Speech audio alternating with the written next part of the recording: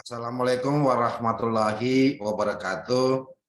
Selamat siang. Perkenalkan saya adalah Kurniawan Ilyas, narasumber dari materi simulasi basic forensik komputer. Materi ini saya khususkan berkaitan dengan beberapa malam yang lalu, beberapa kegiatan hari yang lalu, tertunda dengan berbagai kegiatan. Saya mohon maaf kepada peserta. Baik, saya langsung saja dengan materi dalam bentuk slide dan nanti akan diikuti dengan simulasi.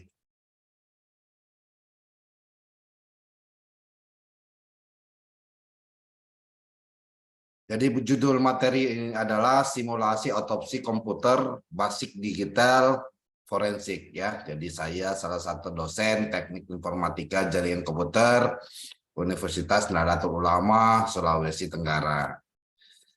Pembahasannya adalah dasar hukum, konsep dan langkah otopsi ya, otopsi komputer, dan ketiga adalah simulasi otopsi komputer tersendiri ya. Jadi ada 3 pokok bahasannya akan kita ulas nantinya. Dasar hukumnya adalah kita lihat di Economic Espionage Act 1956, The Electronic Communication Privacy Act 1986, The Computer Security Act 1987, Undang-Undang Nomor 11 Tahun 2008 tentang Informasi dan Transaksi Elektronik, SKBI nomor 27/168 31 Maret 1959 dan Undang-Undang nomor 8 tahun 1999 tentang perlindungan konsumen. Jadi tetap ada kaitannya dengan perlindungan konsumen karena barang atau kegiatannya, aktivitasnya dengan hubungan dengan bisnis atau transaksi atau kegiatan lainnya adalah bagian dari perlindungan konsumen atas pemakaian ya, pemakaian komputer, pemakaian alat peralatan elektronik, jadi tetap ada bagian menjadi perlindungan konsumen. Ada 4 prinsip, ya, ada 4 prinsip digital forensik. Yang pertama adalah sebuah lembaga hukum dan atau petugas dilarang mengubah data digital. Jadi esensinya adalah data digital yang ada di komputer, yang ada di device, yang ada di flash disk, dan segala penyimpanan yang sifatnya elektronik ya tidak boleh diubah ya kecuali untuk dibawa dan dipertanggungjawabkan di pengadilan ya. Yang selanjutnya untuk seseorang yang merasa melakukan ya, yang merasa perlu melakukan untuk mengakses data-data digital yang tersimpan di sebuah penyimpanan barang bukti, maka orang tersebut harus benar-benar jelas kompetensinya. Jadi jelas kompetensinya dan dapat menjelaskan relevansi dan implikasi dari tindakan-tindakan yang ia lakukan selama pemeriksaan dan analisis barang bukti. Nah, ini penting untuk menjaga keaslian barang bukti, maka data-data digital maka perlu kompetensi ya, kompetensi yang sangat relevan terhadap pemeriksaannya. Yang selanjutnya yang ketiga adalah seharusnya ada catatan teknis. Nah, dalam menyusun ya forensik komputer melalui digital forensik adalah seharusnya ada catatan teknis dan praktis langkah yang diterapkan. Nah, ini akan berkaitan dengan SOP ya yang akan disampaikan misalnya kepada klien tentang media penyimpanan barang bukti selama pemeriksaan dan analisis berlangsung. Sehingga barang bukti tersebut diperiksa oleh pihak ketiga, maka seharusnya pihak ketiga akan mendapatkan hasil yang sama ya yang telah dilakukan oleh investigator dan analis forensik sebelumnya.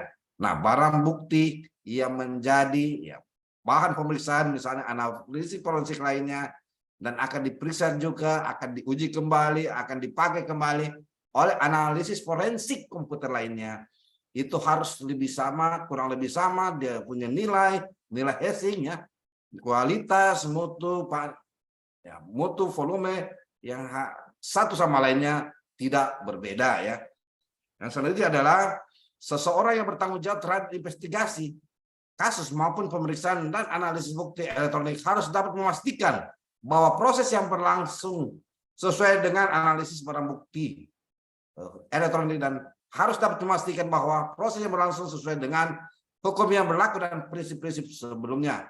Olehnya itu, setiap investigator, setiap analis forensik ya untuk melakukan investigasi suatu kasus dan pemeriksaan alat bukti harus dapat memastikan proses itu berlangsung sesuai dengan prosedur hukum, ya proses pengambilannya, proses perizinannya, proses metode pelaksananya harus jelas dan dituangkan dalam bentuk dokumen teknis dan praktis yang disepakati para pihak dan tidak merusak barang bukti itu sendiri.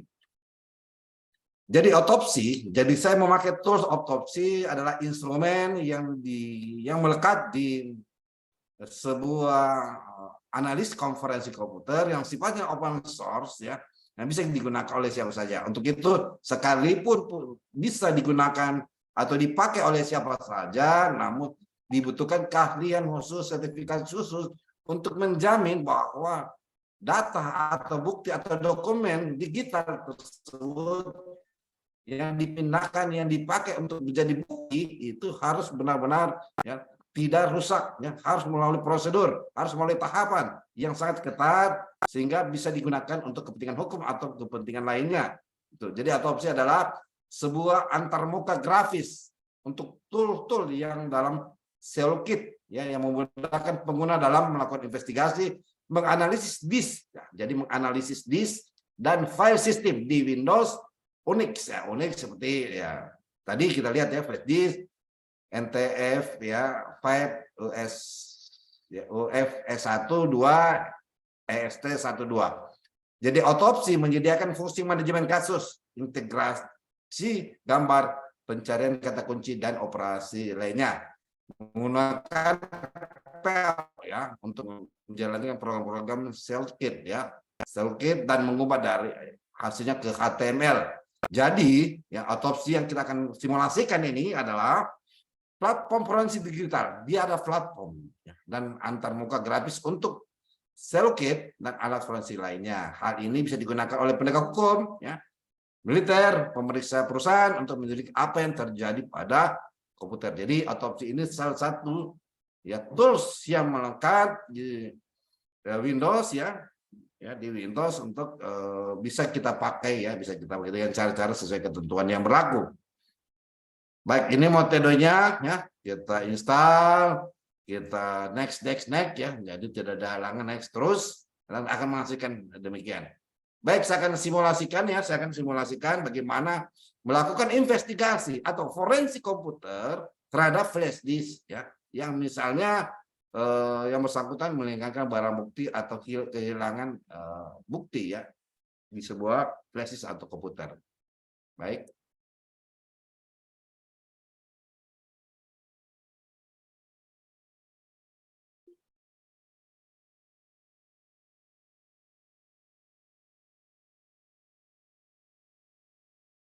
Jadi baik, kita lihat, ya, kita lihat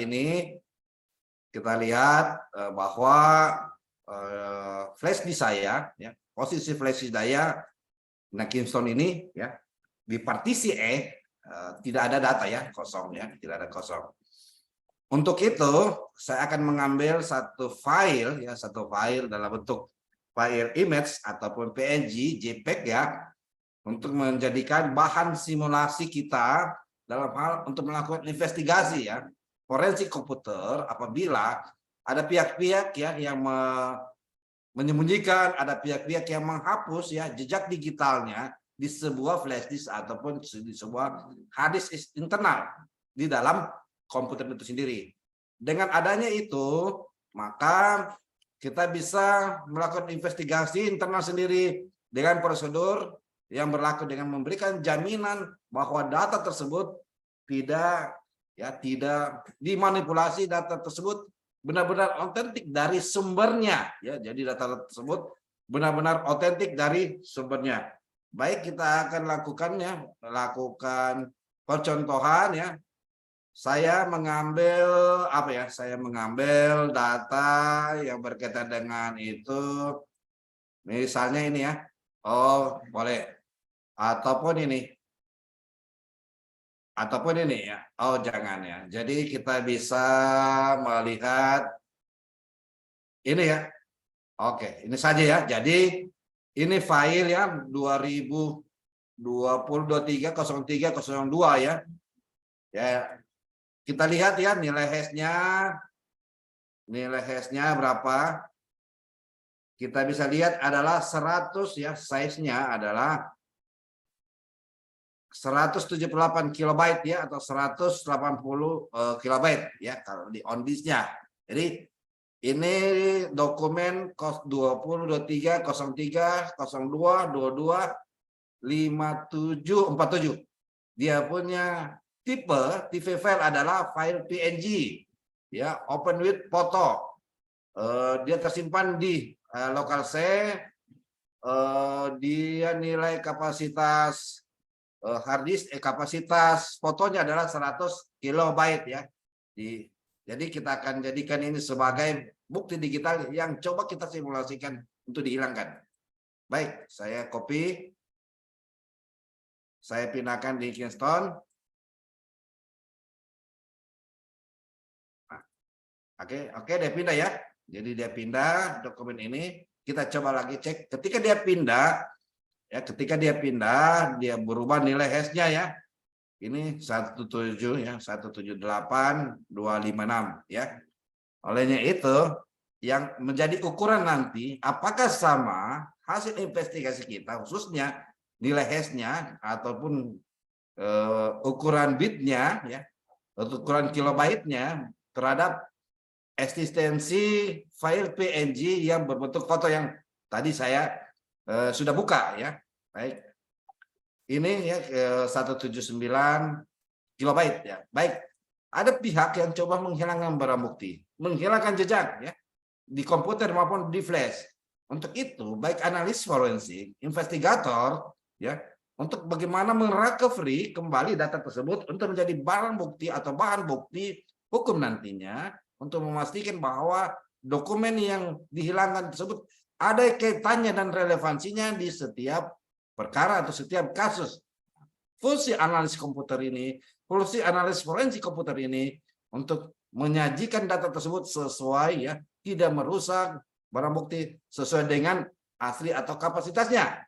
Baik, saya akan misalnya si A melakukan penghilangan jejak atau barang bukti yang dipakai. Baik, saya hapus ya dengan delete. Oke, yes. Akan hilang. Nah, kita akan masuk di tools forensik itu sendiri. Ya. Tools forensik.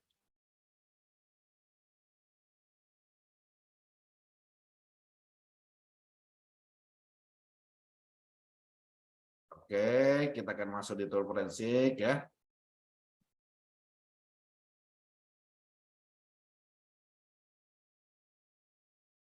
Memang tool forensik ini perlu diketahui ya, tools yang open source ya, jadi bisa diakses oleh siapa saja. Cuma para pihak yang mau mengakses ya, menggunakan ini atau menjadikan bahan atau analisis di sebuah kasus ya, perlu bukti sertifikasi kompetensi dia dalam hal menyajikan bahan bukti termasuk melakukan analisis. Oke, kita masuk dengan simulasi dan praktikumnya. Ya, kita klik new ya, misalnya case-nya dia 86 BB barbuk misalnya, barbuk ya. Jadi 86 barbuk ya, jadi kita kasih nama informasi perkara ini 86 barbuk, lalu kita klik next. Nomornya misalnya 01122 misalnya, nomor barang bukti. Jadi harus pasti nomor barang bukti. Klik finish. Dia berproses. Ya, dia berproses sambil menunggu ya, memang memerlukan waktu yang cukup ya, agak lama ya ketika melakukan analis. Selanjutnya adalah kita klik ya next lagi. Nah, ini ada tiga ya, ada 4 ya. Lokasi yang hilang, autopsi logical image, memorinya. Nah, kalau untuk lokal disk, khususnya hard disk internal, kita memakai ini apabila kita menggunakan atau kita menghapus tadi data di hard disk internal. Namun karena memakai flash disk, maka kita mengklik local disk. Jadi ini untuk flash disk, ini untuk hard disk internal itu sendiri ya. Baik, kita coba saja. Klik ini local disk yang flash disk tadi Kingston. Next. Nah, kita harus membuat namanya ya. Nama kita harus melacak di mana local disknya tadi. Select. Ya tadi ini Kingston ya. Oke. Nah, ini sudah ada di local disknya Kingston ya, misalnya tanggalnya ya. Misalnya Makassar. Ini Makassar ya. Oh, tidak ada Kendari, dada ya. Berarti Ujung Pandang ya, Makassar boleh. Makassar. Dapat ada Ujung Pandang ini. Yang sekarang ya, Asia Makassar ya. Next ya. Nah, ketika next kita lanjut ya. Jadi ada select host, select data, source table, select data source, konfigurasi engage, add data ya. Next ya. Nah, ini akan berproses. Nah, tentu ini memerlukan waktu yang lama ya, betul yang lama. Jadi perlu dipahami bahwa analis forensik komputer ini harus benar-benar pertama mengikuti prinsipnya. Prinsip yang ada dalam forensik digital, pertama keutuhan data. Keutuhan data berpindahnya dari data A menjadi data B menggunakan ya hard disk eksternal, menggunakan media lain seperti flash disk itu boleh merusak atau mengganggu data asli yang ada dalam komputer, yang ada dalam flash disk, yang ada dalam media penyimpan lainnya. Karena apabila mengganggu, merusak itu barang bukti aslinya, maka dipastikan dalam pembuktian hukum pidana yang berkaitan dengan undang-undang elektronik, berkaitan dengan forensik digital, dipastikan dapat ditolak, dipastikan bahwa cacat hukum, tidak bernilai hukum. Karena apa? Sumbernya yang sudah dirusak, ya, sudah tidak asli, sudah diganggu, sudah dimodifikasi, sudah direvisi, sudah direpair, sudah dimodifikasi. Untuk itu, ya, dalam pembuktian hukum pidana ada postulat, ya, bukti harus lebih terang daripada cahaya. Maka dalam filsafat cahaya lumensitas, maka harus dari sumbernya bukti itu yang lebih terang daripada cahaya. Bahkan juga dalam filsafat, ya, dalam filsafat luksitas, cahaya luksitas, bahwa bukti harus lebih terang dari cahaya dari dampaknya. Ya, bagaimana paparan bukti itu yang dipakai memiliki dampak, memiliki pengaruh, memiliki relevansi. Jadi ada dua teori filsafat hukum. Ya, pertama adalah teori cahaya lumensitas. Sumber buktinya dari mana, TKP-nya bagaimana, bukti forensiknya diperoleh dari mana, jam berapa, nilainya, nilai hashingnya di sebuah data digital tidak boleh berubah, tidak boleh diganti, harus tetap dijaga keasliannya. Itu prinsip dari investigasi digital forensik. Yang kedua, ketika kita bicara digital forensik, maka yang melekat adalah, ya, adakah relevansi, adakah pengaruh dampak dari bukti yang kita peroleh? Apakah ada relevansinya? Apakah bisa teruji? Apakah metode yang dilakukan itu tetap dilakukan forensik? Ya, baik, kita menunggu proses, ya, proses imaging untuk recovery ataupun juga menarik kembali data yang sudah dihapus tadinya, agar ketika menjadi barang bukti nantinya yang coba dihilangkan oleh misalnya para pihak, ya, untuk terhadap dokumen tersebut, bukti digital tersebut akan bisa direcovery. Perlu diingat bahwa screenshot yang diperoleh, ya, dari screenshot di media sosial, dari screenshot di handphone, dari screenshot di device lainnya seperti media komputer atau media-media lainnya, bukan bukti otentik, bukan bukti hasil, ya, bukti asli, dan bukan bukti dalam bukti digital. Harus benar-benar ditarik dari sumbernya. Makanya dalam filsafat, ya, cahaya luminositas adalah dari mana sumbernya diperoleh, bagaimana memperoleh sumbernya, bagaimana metode apa yang dilakukan, apakah sudah pengujian. Dan dalam filsafat hukum ya, dalam filsafat hukum cahaya luminositas, bahwa bagaimana pengaruh data digital itu terhadap barang bukti. Dampaknya misalnya ya, dampak yang apa relevannya terhadap bukti yang ditarik ya, bukti yang ditarik. Maka kita sambil menunggu ya, memang memerlukan waktu yang lama, kurang lebih berapa menit ya, kurang lebih berapa menit di proses ini ya, kurang lebih berapa menit. Maka itulah yang paling mendasar ya, ketika barang bukti digital itu tidak boleh rusak ya, tidak boleh rusak oleh ulah misalnya analis atau investigator itu sendiri. Itu ya, jadi akan kita lihat ya, kita lihat ini. Baik, saya menunggu ya. Sudah beberapa malam yang lalu memang saya membuat video ini, cuma gangguan signal yang sangat signifikan sehingga tertunda. Jadi saya coba usahakan sore ini membuat videonya agar bisa menjadi bahan tetap sajian kita dalam hal melakukan investigasi, audit, melakukan analisis data komputer lainnya.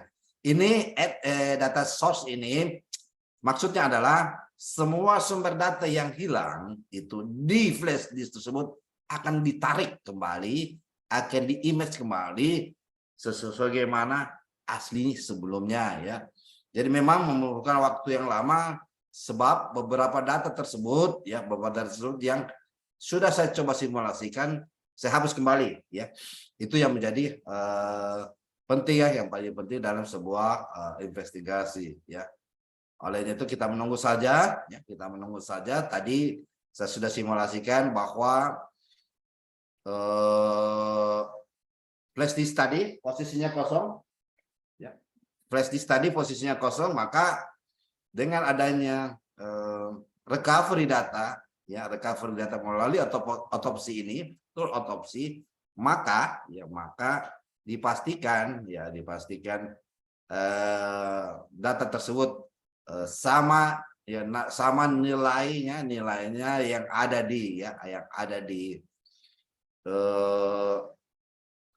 di mana di file sebelumnya ya, sama yang ada di file sebelumnya dengan file yang kita tarik ya, kita recovery, kita kembalikan ya, supaya itu menjadi bahan hukum, bukti hukum dalam hal digital forensik sendiri. Jadi itu yang menjadi dasarnya sehingga kita bisa lakukan ya investigasi tersebut. Oke, kita menunggu saja sambil saya close volumenya.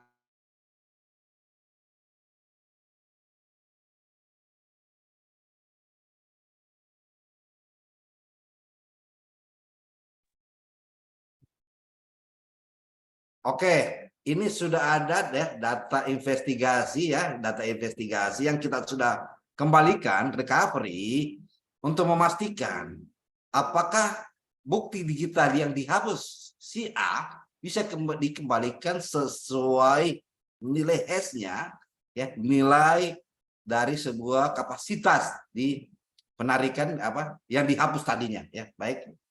Misalnya oke, kita lihat ini ya. Jadi ada file system. Yang mana tadi ya? Ini dia. Ini jadi dia tadi ya, nilai hash-nya kita bisa tarik ke bawah. Ini ya. Ini tadi yang saya hapus atau ini ya. Oh ini ya. Ini kayaknya ya. Jadi ini yang saya hapus tadi ya, yang bisa kita tarik ya. Ini data-data lama. Ini nilai hash-nya. Misalnya juga ini ya. Saya coba pinggirkan ya. Ini access time ya, size-nya, unlocate ya. terkait itu sendiri. Ini ya 18 ya, 18 di E ya. Kita lihat ya di E sendiri ya. Ini ya, jadi ini tadi akhirnya ini ya. Ini ya betul yang ini. Jadi buktinya ya, file metadata, size-nya ya, size image-nya ya 30 ya. Belum menggambarkan MD5 ya, MD5 dan belum menggambarkan MD5 ya nilai hashing-nya, karena ini baru kapasitasnya recovery data ya, jadi nilai MD5-nya dengan SHA-nya 256 ini belum dinilai nilai kapasitasnya ternyata. Jadi ini baru sifatnya recovery data yang sengaja dihapus ya, yang sengaja dihapus ya, yang sengaja dihapus oleh pihak ya, para pihak itu sendiri, khususnya pihak yang melakukan kejahatan ini tadi nilainya ya, ini filenya ya, ini hex ya, ini stringnya ya, ini baik teksnya, application, metadatanya. Jadi file aksip size ya 33 screenshot ya. Ini tanggalnya, betul tanggal 26 ya, kita ambil tadi. Dan notasinya. Jadi langkah yang kita harus lakukan adalah untuk menguji lagi kembali melalui MD5 ya, MD5 nilai hashing-nya. Jadi langkah kita harus lakukan adalah ya, langkah yang kita harus lakukan adalah merecovery misalnya ya, mengembalikan misalnya. Ya, misalnya kita tarik ya di sebuah Excel file, misalnya di sebuah PC misalnya, barang bukti. Oke. Screenshot ya, ini save ya di barang bukti. Oke, lalu misalnya ini lagi kita ekstrak lagi di barang bukti D ya, ini extends PNG ya, jadi tadi sudah masuk ya yang screenshot ini. Oke, ini ya ada spasinya, ini berbeda, tidak ada ya, kita save ya. Jadi sudah jelas ya. Jadi dari penjelasan saya tadi bahwa file autopsi fungsinya adalah merecovery data, yang hilang ya, yang sengaja dijadikan ya bukti digital yang dihilangkan, yang harusnya menjadi bukti digital sebuah kejahatan, bukti digital sebuah misalnya riset, misalnya juga bukti digital untuk pembuktian hukum, bukti digital sebagai bahan hukum, ini sengaja dihilangkan ya, dengan cara menghilangkan di sebuah hard disk, di sebuah flash disk. Maka tanggung jawab sebagai investigator, tanggung jawab sebagai analis forensik komputer, tanggung jawab sebagai trainer atau asesor untuk memastikan bahwa data tersebut bisa dikembalikan untuk menjadi barang bukti, untuk menjadi bahan bukti oleh penegak hukum, oleh pihak pemeriksaan internal itu sendiri ya. Jadi ini beberapa file ya, beberapa file kita sudah temukan ya, ada beberapa file yang memang saya coba simulasikan sebelum saya melakukan pemaparan terhadap hal tersebut ya, Jadi sudah jelas bahwa ini merupakan metodologi untuk melakukan forensik digital sebuah komputer. Dengan menggunakan tools autopsi, maka ketika kita melakukan analis investigatif komputer forensik, maka tanggung jawab kita adalah mengambil data yang sudah hilang. Dengan cara apa? Merecovery yang data tersebut yang sudah dihilangkan jejaknya. Demikian yang bisa saya sajikan ya. Mohon maaf keterlambatan video ini karena bukan kesengajaan. Pada saat bersamaan memiliki kesibukan, pada saat bersamaan jaringan internet saya mengalami gangguan. Mohon maaf para kawan-kawan semuanya, auditor, para kawan-kawan pemeriksa, ya. Ini semacam edukasi untuk memastikan bahwa semua bukti digital forensik dilakukan sesuai dengan prosedur yang berlaku. Dan ucapan ya, billahi taufiq hidayah. Wassalamualaikum warahmatullahi wabarakatuh. Terima kasih.